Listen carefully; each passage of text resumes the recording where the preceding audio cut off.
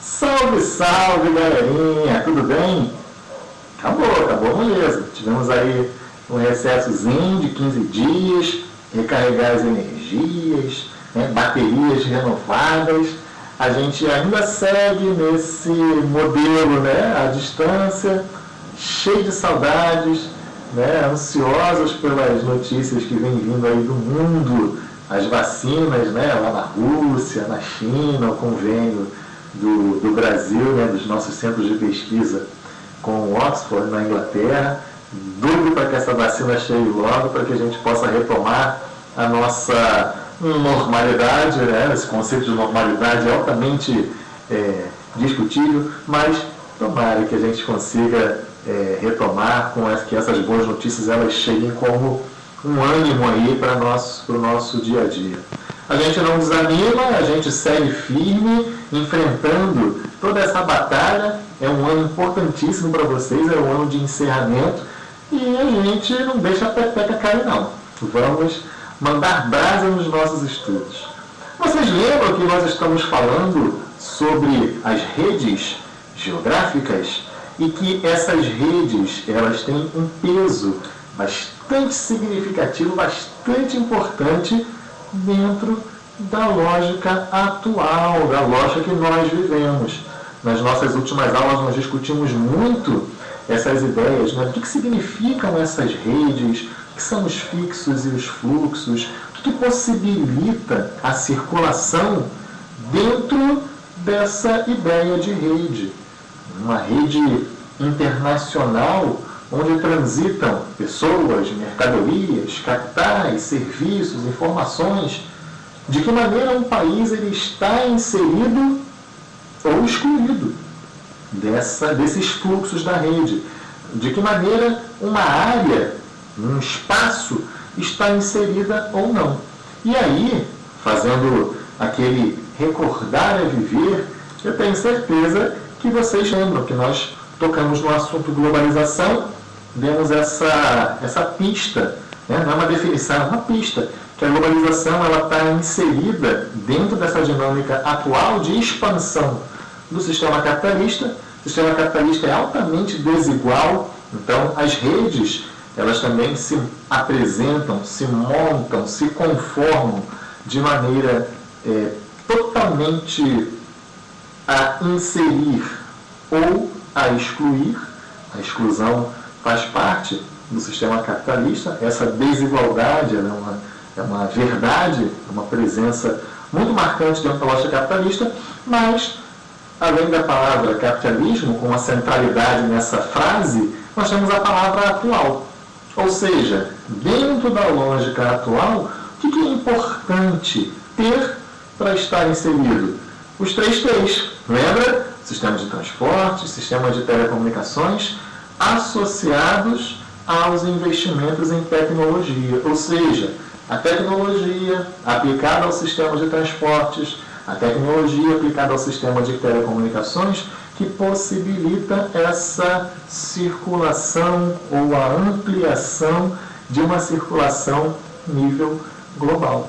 Então, aquilo que nós chamamos, né, na última aula, de um meio técnico, científico, informacional, o espaço real e o espaço virtual coexistindo, possibilitando aí uma série de elementos e de fatores e de características que vão facilitar as coisas, facilitar as ações dentro dessa lógica capitalista, mas também vão servir, ou a gente consegue perceber de maneira muito clara que há esse desnível e essa diferença dentro das áreas que são inseridas nos fluxos e as áreas que são excluídas desses fluxos. Então, os 3 T's eles têm uma participação importante. Falava com vocês, brincava com vocês sobre isso, que nós vamos ver aí essa expressão algumas vezes dentro de alguns temas da geografia. Na nossa última aula nós falamos justamente sobre de que maneira as empresas elas vão se aproveitar dessa nova lógica. Então, já falávamos, né? Vou repetir, vocês podem buscar no vídeo da aula passada, mas de que maneira as empresas vão se organizar e se articular aproveitando-se dentro dessa lógica dos 3Ts, possibilitando aí os seus ganhos, a maximização dos seus lucros a partir da exploração das melhores condições nos diferentes lugares do mundo. Então, essa exploração associada, né, a esse enriquecimento, associada a essa busca pelo lucro, que é característica do sistema capitalista, tendo nas redes a apropriação do espaço sendo possível de maneira diferente na lógica fordista no passado, na lógica pós-fordista atual. Não tinha, o que existia era a concentração de investimentos, agora já a dispersão desses investimentos, ou seja, dentro de uma lógica completamente diferente daquela que a gente consegue identificar, nós temos aí esses avanços, essas novidades dentro de uma lógica atual. Então, os 3Ts, eles facilitando, inclusive, essa nova forma de organização das empresas. Também se aproveitam, e ali, aprofundando o nosso tema da aula de hoje, também dentro dessa lógica, né, dos 3Ts, nós temos aí a difusão dos chamados investimentos, a difusão dos capitais. E aí existem dois tipos que nós vamos diferenciar: o capital produtivo, o capital especulativo, e de que maneira que esses investimentos eles se espalham pelo mundo. E o que é o capital produtivo? O capital produtivo é aquele que chega com as grandes empresas, é aquele investimento desejado, é aquele investimento que traz benefícios, e aí malefício também, mas vamos focar nos benefícios, traz benefícios de transformação do espaço, de inserção daquele espaço dentro de uma lógica de globalização. Então, uma empresa chega, cria emprego, cria infraestrutura, modifica as características e as estruturas locais de atração, de chegada de investimentos, da existência de uma infraestrutura que a população também vai se apropriar. E quais são os fatores de atração de uma empresa nos dias de hoje? Nós falávamos sobre isso na aula de industrialização. Os fatores locacionais associados à existência de uma infraestrutura de telecomunicações, de transportes, claro que tem que ter a energia apropriada para isso, a formação de mão de obra nas escolas técnicas, nas universidades, centros de pesquisa, são fatores de atração mais recentemente. Mas também, nós falávamos sobre isso, né? Tem aqueles fatores que são fatores importantíssimos na lógica Brasil, que são os incentivos fiscais, a isenção de impostos como sendo fatores de atração. O capital produtivo é esse que chega com as empresas, que gera benefício e transformação na lógica espacial. Já o capital especulativo é aquele capital volátil, aquele capital que não se fixa, é um capital que viaja ao sabor do vento. Quando nós falamos em investimentos, esses investimentos online, esses investimentos, muitas vezes de um dinheiro que nem vira papel, moeda, são dados, são números nos bancos que transitam de uma bolsa de valores para outra, dos investidores em um país para os investidores, dos investimentos em outros países, ou seja, é um capital volátil que viaja ao sabor do vento. Juninho, a gente pode contar com um investimento produtivo para gerar benefício no espaço. E o capital especulativo? Ele não se fixa, ele é um capital volátil. Ao mesmo tempo que ele chega para se aproveitar das condições naquela localidade, ele pode sair se um presidente, se um ministro, ele falou alguma coisa que desagradou o mercado naquele setor. Então, o capital produtivo e o capital especulativo também se apropriam dessa lógica das redes no sentido de facilitar a sua circulação e chegar nas áreas que são de interesse. O objetivo é o lucro. Então, é uma verdade, uma característica muito presente dentro dessas lógicas de circulação e de rede. Outra coisa que as redes facilitam e favorecem a difusão de hábitos de consumo. Nossa, como os nossos hábitos eles são influenciados pela mídia, pelos filmes, pelas séries, pelas empresas, normalmente direcionados dentro dessa lógica de expansão. O meio técnico científico informacional, as redes, têm esse papel de difusão de hábitos de consumo. O padrão fast food, o sistema fordista, que teve essa influência também de produção em massa. Agora o sistema pós-fordista, que prega uma lógica de produção para atender às demandas do mercado, mas uma produção não mais em larga escala, em massa, mas uma produção para atender às demandas da população. Enfim, as lógicas e os padrões, os hábitos, eles vão se alternando à medida que essas inovações elas são projetadas nessa rede e permitem aí uma série de outros fatores de difusão e dispersão dentro da rede dessas empresas, que são aquelas que vão lucrar com tudo isso. E qual é o papel do Estado nisso tudo?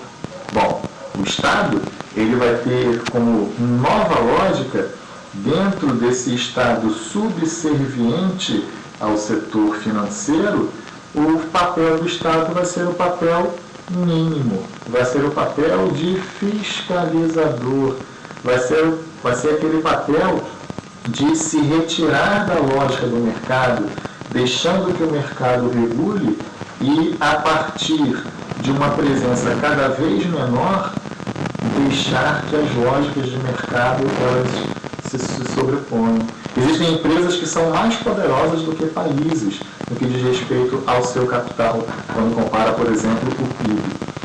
Essa lógica de Estado é a lógica do Estado neoliberal, chamado Estado mínimo. O Estado que privatiza as suas empresas, muitas vezes, com as críticas que são feitas, que deixa que essas empresas elas entrem em falência ou sucateiam essas empresas para vender preços baixos e depois essa empresa se insere no mercado, na lógica de mercado, como uma lógica lucrativa.